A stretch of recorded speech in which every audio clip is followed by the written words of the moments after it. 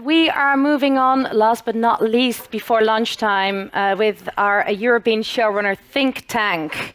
A word about the European Showrunner program. This panel is actually the 4th edition of the European Showrunner think tank.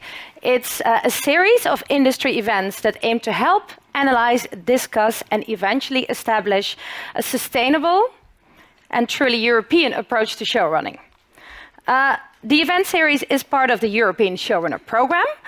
This is a unique initiative by the IFS Internationale Filmschule, Cologne. It's funded by Creative Europe Media and the Film and Media Fund Noord-Rijn-Westfalen. And we also have exciting industry partners such as Netflix and Series Mania.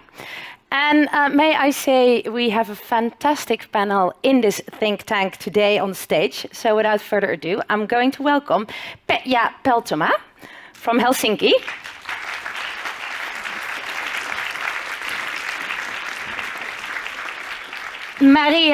Cervera from Madrid. Yeah, come on here. And playing at home today, Andi Wecker from Cologne.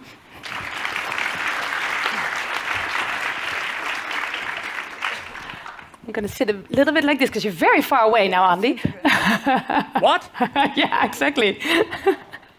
But I mean, guess it's still good for social distancing and all of that. But hey, everyone, welcome. We actually had 3 think tanks already, as I just mentioned. One was purely from the showrunner writer perspective at Series Mania. Then we had one from the broadcaster perspective. And then we had one with a focus on equality, diversity, and inclusion. That was in September. And today we're diving a bit more into the producer's perspective. I think it would be great if you could all just briefly introduce yourself so we can hear your voices. Let's just say, who are you and what is your perspective in the showrunning model? Are you a showrunner? Are you a producer? Etc. Petja. Hello, I'm Petja Peltomaa from Helsinki, Finland, and I've been working in a company called Yellow Film and TV for 20 years and still working there. I'm originally and deeply a writer, and I grew from that writer's perspective I became a showrunner, and I have worked as a showrunner in a TV series called Nurses, which I created for 5 seasons. I have been worked as a showrunner, and I have written quite many TV series, and at the moment I'm actually working as a content director in an entertainment music show, and that is not so far away from being a showrunner in fiction. Interesting, thank you. We'll hear more about that later, I think. Maria. Hello, I'm Maria Cervera. I head from Madrid, Spain, and I oversee content development for the international studios in Paramount. And I'm not a writer, first of all, like just disclaimer here, but I've worked with writers all my life, mostly on the producer side, but also on the buyer side at the same time. So I kind of have, I would say, a comprehensive view on the whole process, on what it's, how it is to stay. I try to put myself on the other person's shoes very often, and hopefully that's also helpful for these perspectives. Definitely. Andi. Hi, I'm Andi Wecker. I'm from Cologne, playing at home, like you said. Thanks for that. I actually came from, I closed in from the other side than Petja. I come from the producing side. I work at a network movie production company since 20 years exactly. Today, or wow. Last week. Congratulations, I guess. And so started out as a producer, but then went to film school, studied directing and writing, and ventured into directing and writing, and eventually show running my own series, or our series, and that's where I come from. So basically, we have the writer, showrunner perspective over here, so the true showrunner, may I say. Then we have the producer over here that works with showrunners, but also can tell us a bit from the broadcaster perspective, for example, the buyer's perspective. And then we have the showrunner / producer over there, right? Perfect. I think that's good for this this think tank. Petja, I wanted to start with you. You just said that when you created Nurses, that has now 5 seasons, you said? No, it's, I think I'm not part of the series anymore. Okay. I'm actually writing the second spin-off film. Right, okay. That. So they're writing about the 15th or 17th season at the moment. But when you created it, that was the first time when you went from writer to showrunner. So, yeah, I mean, how did this come together? And I created the script for Nurses in 2013. And we were so lucky that the YLE, which is our public broadcaster, commissioned 20 episodes, meaning 2 seasons at one time. And I was very closely involved in the creating process of the first season with the director. Mm-hmm. We did it pretty much together, but still, I was not called the showrunner, and he had the final cut for the post-production. And after that, we had maybe, I don't remember anymore, a year between the first and the second season, and we changed the director. So at that point, I talked with the executive producer, and I told him that, let me be the showrunner. I know this best. I can make this a hit. And yes, he gave me the power to become the showrunner, which mainly meant that I got the final cut in the post-production. So that's how I started. I became the showrunner for the second season. And from then on, I worked with several different directors for that show. And was it already common in Finland to work within a showrunner system? Not at all. I think I might be the person who brought it to Finland. I might be the pioneer. Okay. I was in Banff, Canada, at the festival in 2010, and that was the first time I heard the word showrunner. I was like, what is that? I want to know more. And I sort of started to study that. What does it mean to be a showrunner? And that really made sense to me, made sense to my kind of writer who wants to be part of writing, producing, and the post-production period. So I actually organized a seminar in Finland in 2014 maybe, where we brought international showrunners to Finland and educated our directors and producers and writers, and it was very, very new by then. And you say, for you, showrunning mainly means that you have final cut in post-production.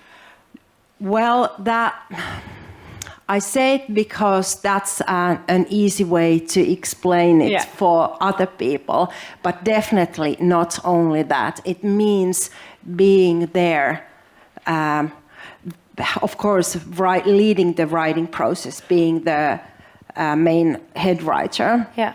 Then it means, in my case, I don't like to be part of I don't like to be at the set. I think the director can take care of that, but I'm in very close contact with the director. We do the casting together. I talk with the actors before the shooting period, and I watch dailies, and then again I step in during the post-production. Yeah. Andi, what does it mean for you, the showrunning system versus the traditional system? It means a smart move into giving one person, or sometimes more persons, but basically one person, the last creative decision. Right. About practically everything, theoretically, which is never the case, of course, but... we'll get into that later. Yeah, but that's the idea behind it. And I think that's a good idea, as long as this person can fulfill both responsibilities, production and creative, in general. That's a short version. Yeah, and you, Maria? I will say that, there's for sure there is a need to have a creative driving force in a project, and the way that person, or persons, as Andy was saying, work, it's difficult to define. There's not just one model, because as you were saying before, like there are parts of these positions fit the person's skills. Yeah. And they need to profit from that. So I hesitate to say there is just one showrunner model. There is for sure the need to have somebody who feels, empowered to take decisions with the responsibilities that come with them. And that's for sure. The more we diversify that responsibility, the less focused the show also is. So I would say that would be the biggest. The biggest change towards that we've experimented with the showrunner model, if we want to call it that way. Yeah. And is it very common in Spain to? Well, it depends. It depends how you define showrunner. Yeah. How do you define showrunner? As I say, you have somebody who is the creative force behind the project, and that's very, very frequently it's a writer, because it starts with the writing. But there are different combinations of this and of the associations within a project, which again suit the skills of those involved. And very often, I've seen, we've worked with shows where we have two showrunners and it's a writing duo, and they diversify, and one of them is taking over some direction. We have a show where we have a director showrunner who works with his trusted head writer, and but it's actually his view on the show which shows. So I don't think we should limit ourselves towards just having one model. We should just push the projects to be the best possible versions of itself by profiting from everybody's skills. So project by project, territory by territory. Yeah, of course, there's a producing tradition in each territory, which may be different. And we, for instance, when we come to work in a territory, we don't want to disrupt it. We want to be part of it. We want to push it more further. So we have to first step is to understand how that works, where it comes from, and try to empower those dynamics while making sure there's space for also these new voices and people who really have the energy and and who who have the skills if they got the training to do that. Yeah. What do you think, Andi? What about here in Germany? It's becoming more and more common. Yeah. It has been done, I think, many times now on streaming series. It is becoming more and more common also on classic linear TV shows. Mm-hmm. Sometimes to some people it still sounds strange that there should be a person like that. But since a couple of years, since everybody's talking about it, I think it's not that strange anymore. And I think the most important thing about it is, of course, as you just said, Maria, that there needs to be a certain skill set on both sides, that you, as a writer, or a director maybe, but usually as a writer, have the overview, the skills, the knowledge to run a production. And as a producer, you know how not only the writing goes, but actually, ideally, you should be a writer and know about all the details, maybe have created the thing yourself, not necessarily, of course, but it's always a good system or a good situation if you have done it, and probably have written at least one or two scripts, supervise the script writing process, supervise and lead the writer's room, and be capable of doing this. So, and I think in Germany it's on the rise, which I think is good news. I think in the previous, what I learned a bit, but from the previous three think tanks is the things that have been mentioned a lot from the producer's perspective are one, the financial aspect, is the showrunner also involved in financial decisions like in the US? And the other thing is more the power dynamics, right? Who does what, the division of responsibilities, etc. Petja, are you involved in the financial decisions, or are you just overseeing the creative process? I am in close contact with the producer all the time. Yeah. So I guess, yes, I must say yes. I know what's going on and I talk about them with the producer. But in what way? You come in straight away when the budget is being made, or? No. From from the beginning. For example, I know the budget for the actors, for example, and then I know that, for example, that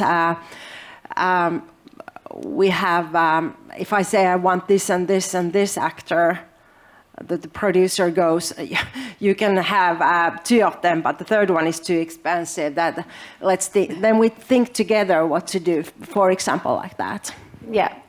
I will say, like more than financial decision making, I will call it financial responsibility. And of course, you need that in a showrunner. Yeah. Like it's not about being able to manage the budget. There are people whose skill sets actually manage the budget and help the financing. Yeah. But you need a showrunner for sure to be financially responsible. And that's what I think your comments were about. Like it's like, of course, you have to be in close contact with the producers and talk about how it is possible to make this show, and not say I'm just exaggerating. It's like my creative freedom comes with financial responsibility. Yeah. It's not a blank check. But there's a difference between being financially responsible and being involved in the process. Like the question is who eventually. But it's a team effort. I don't think there is a way to think about a series or anything audiovisual as the result of just one person's work. No. I totally agree and would add something because when you look at the show running system, usually what people do not talk about is that also in the American, British, Scandinavian system, show running is not about, it's about making sure the show runs, not running everything yourself, because it's by definition at least 2 full-time jobs. Because if you have to be a writer and if you have to be a producer, you can't just work 20 hours a day straight for a year or 2 or however. So either you do that or you split responsibilities. And that's about the team effort, of course.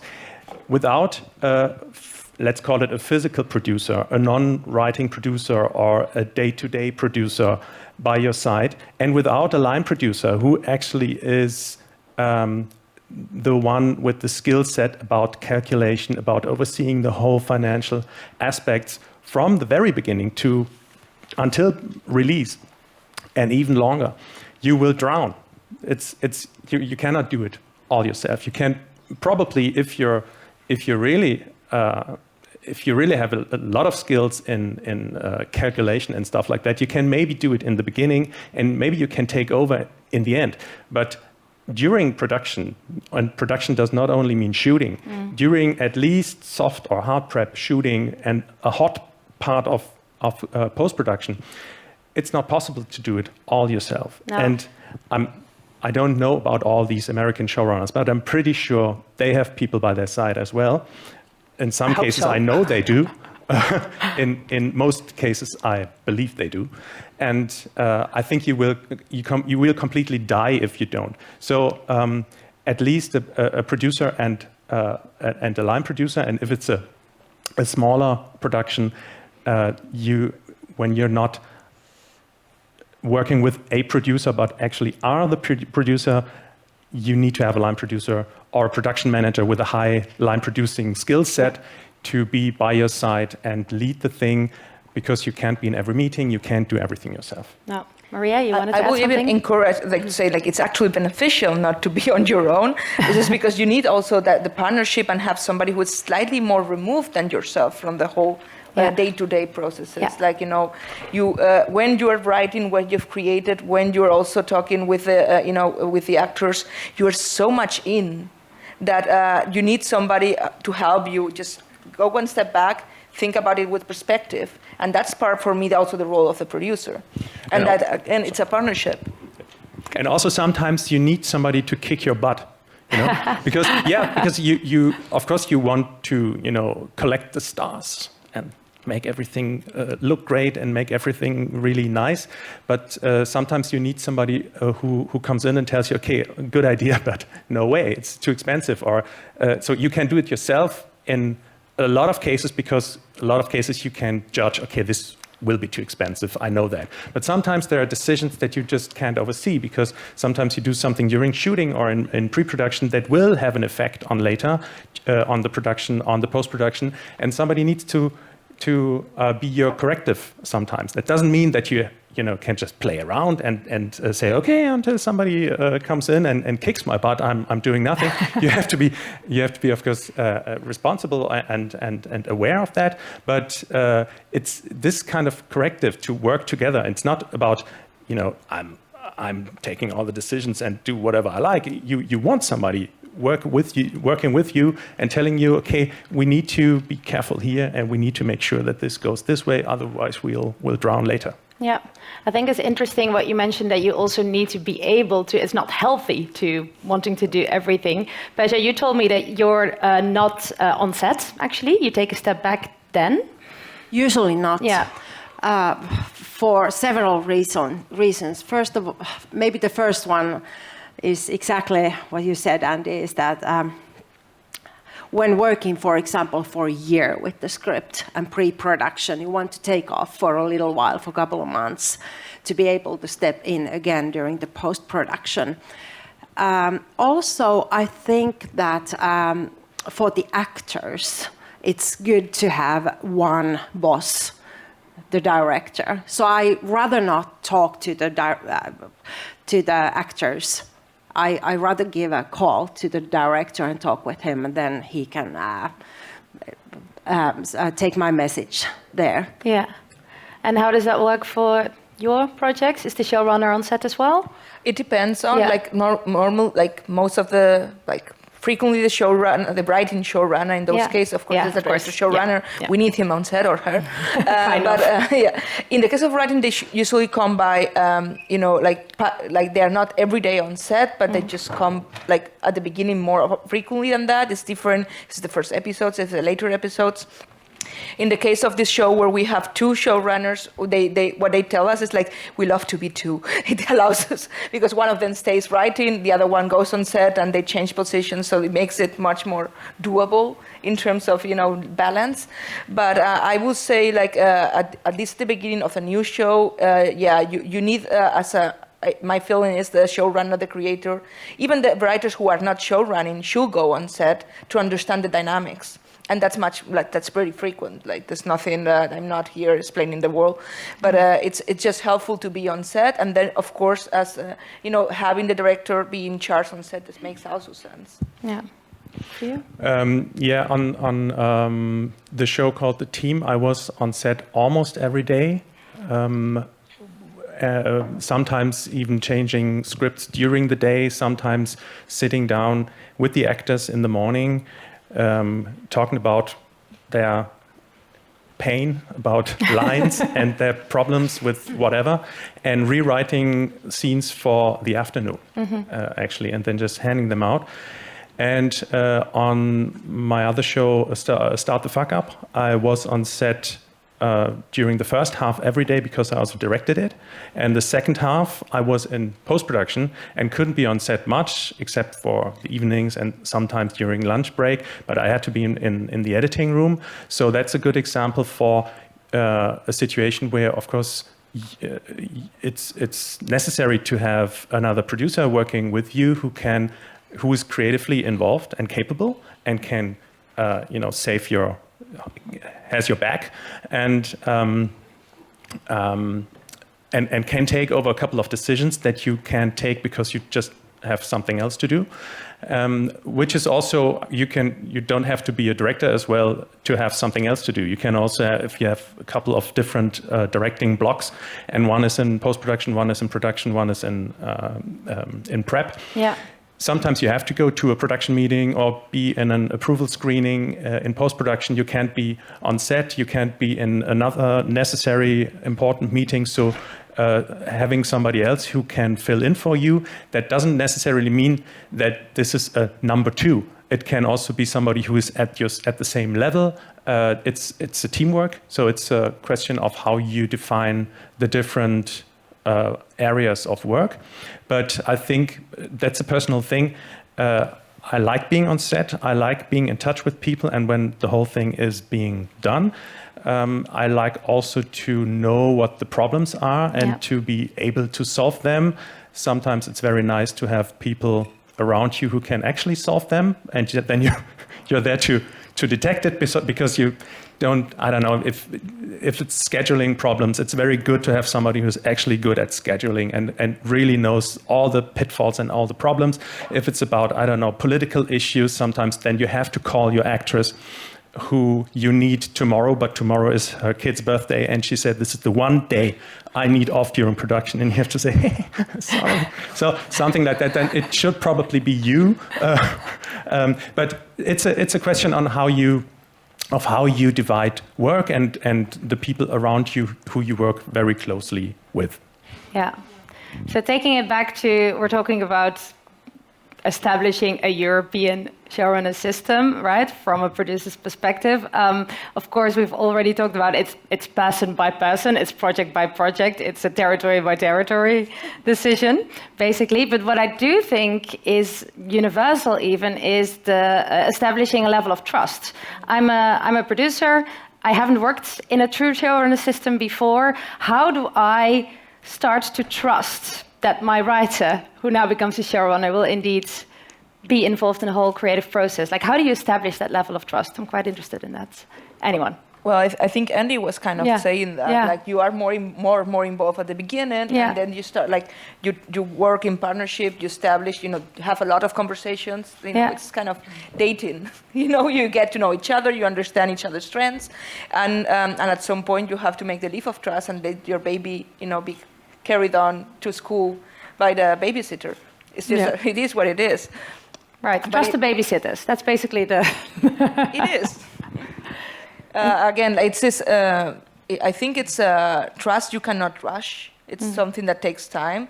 Of course, part of if you are the creator of a show, I understand it's also tougher to let it go and let another person, kind of like take over for some decisions. But I think it's in a well-engined team, this will develop naturally. Because you will understand, and that's how when you start the development, you try to establish this like basis of trust. Like you try to define the show as much as possible. You try to share, you try to establish this common ground that assures you that everybody was the best for the show, and it's going in the same general direction, because then the shows get their own life, and then you have to to work around that and just like. Be there and try to manage how things are developing. But I think that's also the nice part of the process, that you cannot, you cannot predict everything from the start. Yeah, is that the same for you, Petja? Definitely, it's a question of trust. I think it's. I think it's. I think it's very important that the producers and writers would know each other very well from the film school, or start working together, sort of grow and make things together from the young age, and then when they are really being able to make their TV series, to make teams. At least in Scandinavia, the producers and the directors have made the teams, but I would strongly advise the writers and the producers to find each other and make teams and trust each other, and spend a lot of time together before even start working together. Right, so you say something needs to change in the educational system as well. Yes, the definitely. Producers and the writers need to work more together from the start and get to know each other. At least in Finland is a small country, and we have had a small branch, same people working in film and TV series. Yeah. And in film, directors have been and are still the big bosses. So the same system sort of followed to the way we made series, until the last 5 or 10 years, when this amount of series have exploded. Yeah. So now the system is changing naturally. This is also why we have the European Showrunner program, of course, that taps in there beautifully. Andi, you spent 2 days with the participants of the program. Do you have any advice for producers who want to start working with showrunners, with aspiring showrunners? How can we move into this? Well, yeah, exactly. When you talk about a system and not single cases, I would say that from my perspective, it's very important to establish that trust via co-working, as you said. Yeah. But and it's of course very good to have this connection from film school, but you can bet on having that connection from film school because the industry is big and changes. So I think as a system, if you want to establish that, I think it's necessary to educate writers into production duties and responsibilities. And I think that means that I know that this is a question of money sometimes. Yeah, exactly, because how do you dedicate resources to that? Yes, but it's also something where I think writers are very keen on going into that direction. So if you have a writer's room working for a project, you might not have the financial means to put a writer on set because then the writer is missing in the writer's room. Yeah. Or if the whole script process is already closed, then the writer is missing further jobs while they're on set. So, but I think you can find possibilities there to say, okay, you want to climb the ladder into show running, be there in the casting process, be there in pre-production processes, be there on set, be there in the editing room. Not necessarily throughout the whole production in one production, but maybe in one production as a writer, you can afford to go a week or two into casting meetings or castings or into prep and just say, okay, my next job is starting in 4 weeks or whatever. I just take these 2 weeks and go into pre-production and don't charge. Or maybe if the production is a bit bigger and you have a producer who is interested in establishing that system, or maybe you can find somebody who actually pays you to be on set a week or two, something like that, and develop your skill sets into producing and know actually what people are talking about. Because very often I find that sometimes you talk to writers who are in the business for 25 or 30 years, and they have no idea about what's happening on set. They have been to set sometimes, but the real day-to-day process, pre-production, set, editing, they have no idea about, a lot of them.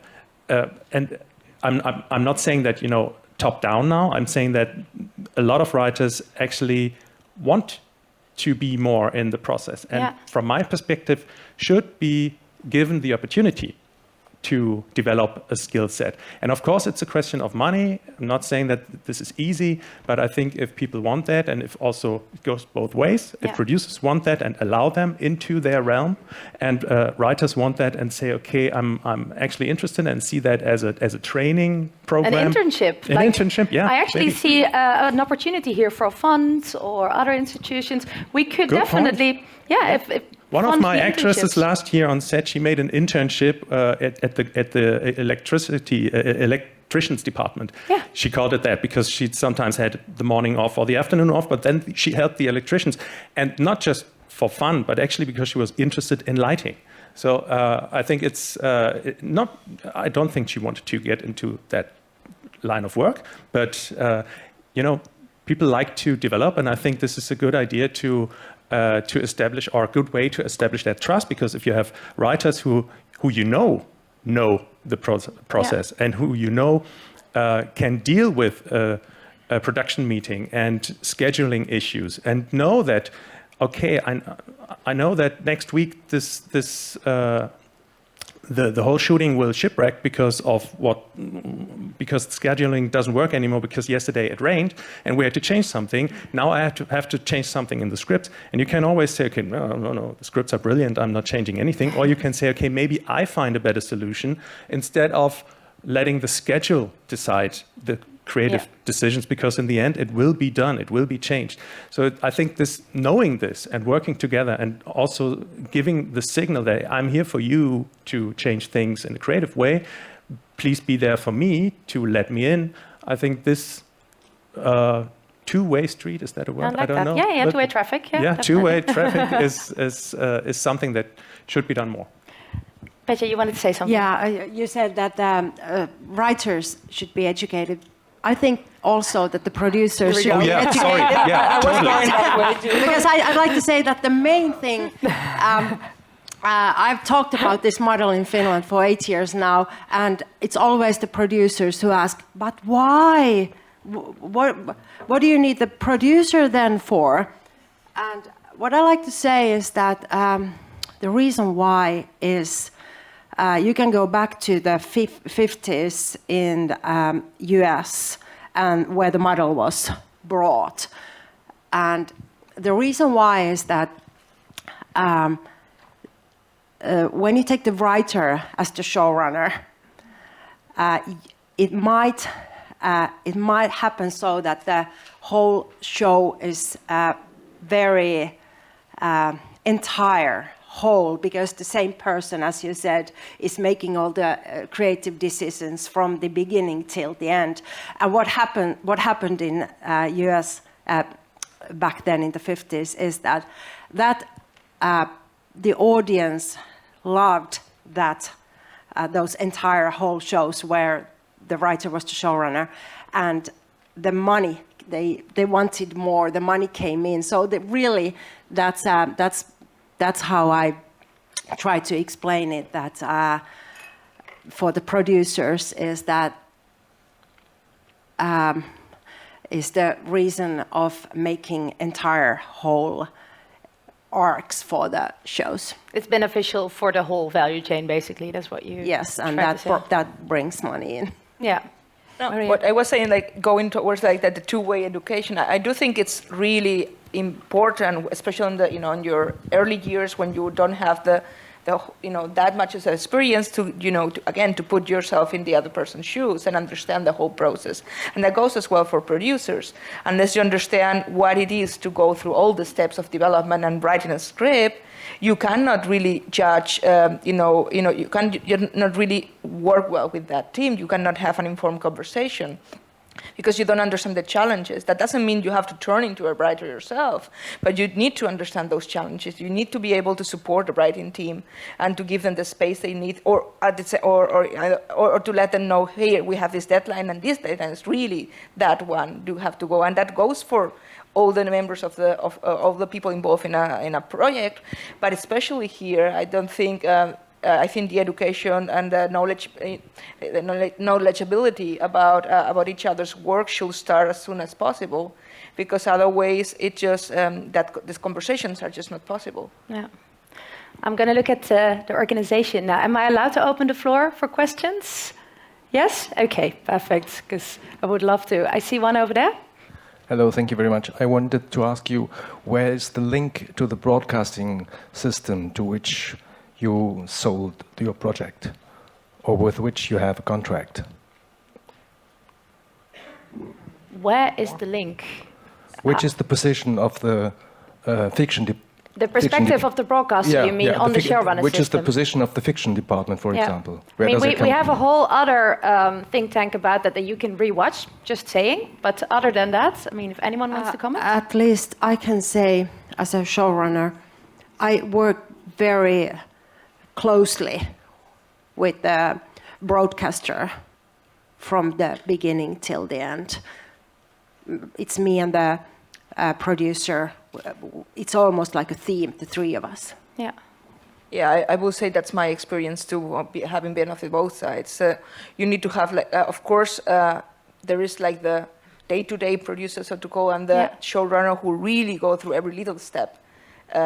Which are the basis, the foundation of the show. But the relationship with the broadcaster is key, because they are pushing together, and also for the broadcaster, like the development department of the broadcaster, and they also need, their job does not end But on the creative side, there is also a whole system about in which the show is a piece of a programming, it's a piece of for a sales unit, and you all together have to push to that. So again, it's like we were talking yesterday with some of the students of the EFS, and we were talking like let people feel part of your team.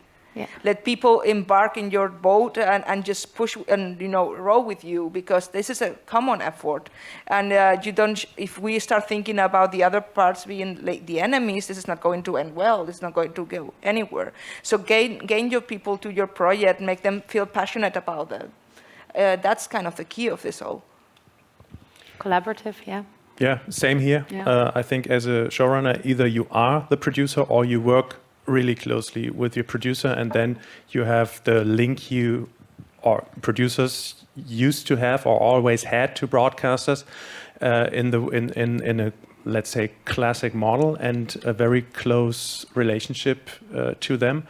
So be it script conferences or during the shooting or approval screenings, it's basically the same as in the system before, only that probably as a writer you are now showrunner and have been given either production and creative responsibilities, or maybe just creative final responsibilities. But it depends on of course an individual system and an individual relationship. There might be situations where you are kept in second tier in a way, because producers want to keep to have the let's call it the front row seat with the broadcaster, or sometimes it's also good to be protected a little bit and have somebody in between who, as an executive producer, is probably your boss and talks to the broadcaster. But in general, I think this trust goes also into the broadcasters / platform / streamers direction, that of course you have to work with the executives from that side, with commissioning editors, and that of course you need to find an agreement about a lot of creative or production things. So I think it's very important to just have that very good relationship. Anyone else over there? Hello, thank you everyone. I wanted to ask about the financial side of having a showrunner. Would you say it's more expensive to have one on the team, or do directors get paid less because of it? Maybe where does the money come from? Where does the money come from? Are you more expensive? No. Just wondering. I will very simply say, of course, there's like this creative leadership. It's been reflected on the budget. That I will say, where it exactly depends on the figure of that person. Like it may be on a frequently, as I see it, and it may be you and Petja. I see it offers kind of like reflect on the budget as an executive producer fee. Yeah. Well, there is no such thing as a showrunner credit anyway, right? It's an executive. Which is because it's a difficult position to define. Yeah, which is what we're doing. No, that's true. Anyone else? Well, I think that as if you actually are the producer, then this could be your fee. You could get something on top for the added responsibility, but that's of course the question of individual budgeting for each project, because sometimes you have projects where you have a lot of producers anyway. Sometimes you have projects where you have writer producers, and as a showrunner you just have maybe a step or two, let's say, above. But I would say if you have a classic series and you just add simply add a showrunner, then you will have additional costs. But if you have a writer or a head writer, you can build up, or who is then actually taking over showrunners' responsibilities, and maybe in a way that they also take over production responsibilities, then it's only fair to add some, or to pay a producer's fee, and that should of course be reflected in the budget. And with very small productions that might not be possible, and with bigger productions it is. So I would say it's an individual thing. Again, project by project, person by person, territory by territory. Last question. Oh, there are no two projects that are the same. That's the great thing about our business, I think. Last question. Oh, there were two. Okay, well, two more then. Because I'm cutting into your valuable lunchtime here. Well, first of all, thank you very much for sharing your insights and experience. And I have a question in line with the broadcaster question, because from one of the other think tanks, it was quite clear that broadcasters seem quite reluctant to adapt a showrunner model. So I was wondering, what can a producer do in order to warm them up a bit? Good question. What can a producer do to warm them up a bit? Producers? I think I tried to explain it since this... You can't explain the relationship between the broadcasters. But I mean that the reason why this whole model was invented at the 50s, it's because it brought in money. There we go. I will say, in our current projects, and from when I was on the side of the, of the buyer, actually we maybe it's a different phase where we are, less in the traditional media, but definitely on this since the eruption of the streamers, what I've seen is that it is even preferred to have a showrunner, because you have somebody who just one person who you can have the conversations with. I was just going to say that somebody who oversees the whole creative vision is beneficial to... It brings in, actually, I correct myself, it brings in quality, which hopefully brings in money. Yeah, yeah. I would say that you can't force it if a broadcaster is reluctant, but I think the first step for a producer is to want it, and the second step is to do it. And if you're doing it, of course, a broadcaster can still say, "But I don't accept that." Of course, but up to a certain degree, it's your responsibility. Who are the people you employ or you work with within your production? And sometimes you will probably have a broadcaster saying, "But I don't accept a creative decision coming from that person that I don't accept."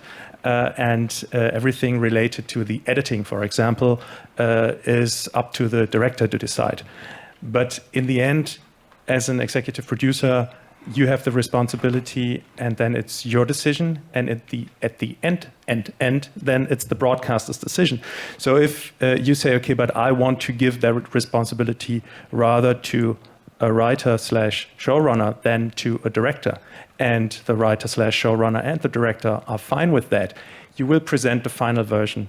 And then the broadcaster, I don't think they would say, "I don't accept that," because, as Marike said, it's not even a credit, it's a job description. So it's something that people do and take over responsibility and then present something to somebody and say, "This is our version."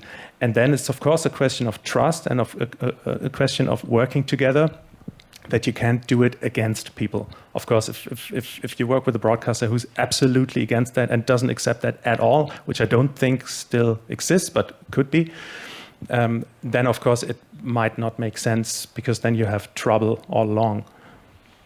So, but I think it's changing, and it's opening up. Right, we have one more. I hope it's a short question. Where was the... No? Perfect, okay. Then I think all that rests me right now is just to thank my panel so much. Petja, Maria, Andi. And thank you. Thank you.